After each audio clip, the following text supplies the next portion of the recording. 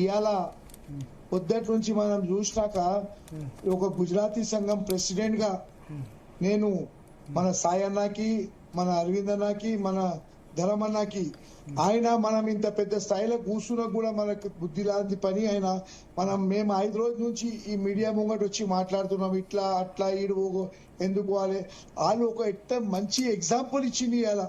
ఎందుకంటే మనుషులు రెండే ఉన్నారు, ఒక స్త్రీ జాతి, ఒక మగ జాతి. ఇవి అన్ని మనం సృష్టించుకున్న జాతిలు. మనము ఇప్పుడు సాయి అన్న గాని, అరవింద్ అన్న గాని వాళ్ళు మనకి మంచి ఎగ్జాంపుల్ ఇచ్చిండ్రు. అరే భయ్, నాకు గొడవ అయింది ఎస్కే జ్యువెలర్స్ తోని, వేరే ఏ జాతి మతంతో కాలేదు. నేను పర్టికులర్ గా ఒక మనిషితో నాకు గొడవ అయింది.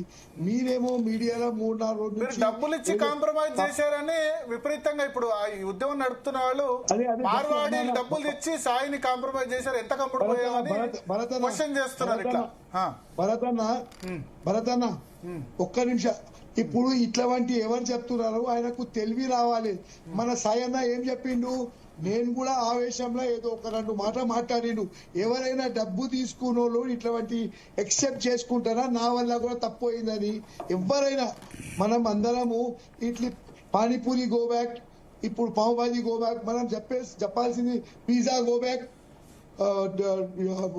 Burger go back, coca cola go back, KFC go back. ఇది మనం పానీపూరి, పావ్ భాజీ, వడాపావ్ గో బ్యాక్ ఎక్కడి వరకు ఇది మంచిదన్నా. ఇప్పుడు వాళ్ళు ఇద్దరు ఎంత పెద్ద పెద్ద మనసు చేసుకొని మన అందరికీ ఒక ఎగ్జాంపుల్ ఇచ్చిండు. బై మా గురించి గాని, మా పేరు మీద గాని మీరు జాతి విభజన చేసుకోండి. చిన్న జాతి, పెద్ద జాతి, పెద్దోడు, చిన్నోడు, తప్పు మంచి అయింది. ఎవరు చేసిండు, ఆయన ఏమన్నాడు, ఎవరు నాకు కొట్టిండు నేను కోర్టులో చూసుకుంటా. దానికి మళ్ళీ ఇప్పుడు ఆయన మంచి మాటలు చెప్పి మన అందరికీ ఒకటి మంచి ఎగ్జాంపుల్ ఇచ్చిండు కి భయ్ మనం అందరం కలిసి ఉండాలి. ఎవరు మార్వాడి వాళ్ళు కూడా నా గురించి హాస్పిటల్ వచ్చిండు, మార్వాడి గుజరాత్ వాళ్ళు కూడా నా గురించి పోలీస్ స్టేషన్ కు వచ్చినారు. అట్లా పెద్ద మనసు మాట్లాడేసి ఎవరు ముంగట వస్తారు సార్? ఇప్పుడు అందరికి రచ్చగొట్టదే ఉంటది. ఇది మాసంటూ వాళ్ళు 3 రోజుల నుంచి. ఇప్పుడు నేను మా సంపత్తు, మా బ్రదరు, ఆయన చెప్పి అట్లాంటి 15-20 మంది నా బ్రదర్ చెప్పి నాకు, ఏం జిగ్నేష్ నువ్వు ఇట్లా తెలంగాణ ఉందో తాగబుతోలు అంటే, అన్నా మిమ్మల్ని అందరినీ మళ్ళా ఒకసారి సమాపన చెప్తున్నాం. అట్లా ఉంటే ఉద్దేశంతో నేను ఏం చెప్పలే. మన తెలంగాణ కల్చర్ ఉంటది భయ్, 1000 రూపాయలు సంపాదించడానికి 2000 వచ్చేస్తే ఒకరోజు పనికి పోకుండా ఉందాం రా భయ్ అన్నాం. దానికి ఒక రాంగ్ వేలో తీసుకోపోతున్నాం. మన తెలంగాణ బ్రదర్ కి అందరికి లేదే ఒక 2 చేతులు పెట్టి దండం పెడుతున్నామా. నేను ఇట్లాంటి 2000 తీసుకొని తాగేది అట్లాంటి ఉద్దేశం లేకుంటేనా, మీకు అట్లాంటి హార్ట్ అయితే నేను మళ్ళా ఒకసారి నా వర్డ్స్ రిటర్న్ తీసుకుంటా. అదే అట్లాంటి సేమ్ టైం అన్న అట్లాంటి సేమ్ టైం ఒక క్షణాల్లో నేను ఒక మనిషి అన్నాడు, ఒక బ్రదర్ అన్నారు, గుజరాత్ వాళ్ళు అంతా దేశద్రోహులు ట్యాక్స్ కట్టకపోతే. అది మళ్ళీ ఆయన కూడా ఈ తెలంగాణ పబ్లిక్ అడగాలి కదా. ఇప్పుడు జిగ్నేష్ జోషి తప్పు చేస్తే ఈ మన సాయి అన్నకి, అరవింద్ అన్నకి అలా చూసి నాకు కూడా ఫీల్ అయ్యిండు, అరే భయ్ ఎవరికి హర్ట్ చేసే అధికారం నాది లేదు.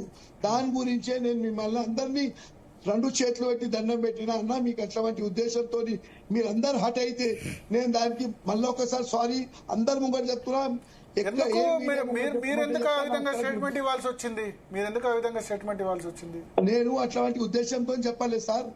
అట్లా సేమ్ టైము ఆ చెన్నైలో గుజరాతీ మార్వాడి దేశద్రోహుడు, అది ఎంతవరకు నిజం అన్న? ఆ వర్డ్స్ రిటర్న్ తీసుకుంటారా తీసుకోరా? ఎవరు చెప్పింది? నరేంద్ర మోడీ మీద కోపం ఉంటే గుజరాతీ వాళ్ళందరి మీద తీసేట. మహాత్మా గాంధీ పుట్టిన నెల గుజరాత్, సర్దార్ వల్లభాయ్ పటేల్ లేకపోతే హైదరాబాద్ సంస్థానం ఎక్కడిది? గుజరాతీలు లేకపోతే రాజస్థానీలు అందరి మీద కోపం. భరతన్న మనకు హైదరాబాద్ ఎవరు తెచ్చిండు? సర్దార్ వల్లభాయ్ పటేల్. అది చెప్తున్నా. గాంధీ పుట్టిన నేలలు కూడా తప్పంటే గుజరాతీలంతా దేశద్రోహులు, ఇదొక ఫ్యాషన్. ఇది అంటే నరేంద్ర మోడీ మీద కోపం, ఓకే, మీరు నరేంద్ర మోడీ మీద కోపం ఉంటే తీర్చుకోండి, అమిత్ షా మీద కోపం ఉంటే పెట్టుకోండి, కానీ ఒక రాష్ట్రం మొత్తం మీద కోపం వాళ్ళేం పర్మనెంట్ కాదు కదా. యాక్చువల్లీ విషయం ఏంటంటే ప్రతి దాంట్లో ఈ ప్రపంచంలో ప్రతి దాంట్లో ఒక మంచి ఉంటుంది. ఏ కల్చర్ అయినా సరే, ఏ మతం అయినా సరే. నా భరతన్న నేను ఒక్కటి మాట, ఇప్పుడు దుబాయ్లలో ఇన్ని సంవత్సరాల నుంచి దుబాయ్ లో ఎప్పుడు లేదు. ఇప్పుడు దుబాయ్ వాళ్ళు మన తెలంగాణలో వచ్చి దుబాయ్ లో ప్రాపర్టీ కొనుక్కోమని చెప్పి మమ్మల్ని మన తెలంగాణ వాళ్ళని రిక్వెస్ట్ చేస్తున్నాం. చాలా మంది తెలంగాణ వాళ్ళు దుబాయ్ లో ప్రాపర్టీ కొనుక్కున్నాము. ఇప్పుడు దుబాయ్ అట్లాంటి దేశంలో కూడా మమ్మల్ని పిలిపించి ప్రాపర్టీ కొనుక్కోమని తెలంగాణలో వచ్చి చెప్తున్నాం. అట్లాంటి టైంలో ఈ గుజరాతీ గోబ్యాక్, మార్వాడి గోబ్యాక్ ఎంతవరకు నిజమన్నా? ఇప్పుడు పానీపూరి గోబ్యాక్, పావ్ భాజీ గోబ్యాక్ చెప్పకంట pizza go back, coke go back, burger go back అని చెప్పాలి. మనం అట్లాంటి ఇట్లా చేస్తున్నాము. నేనేమంటున్నా అన్న, అందరం కలిసి మలిసి ఉండాలి.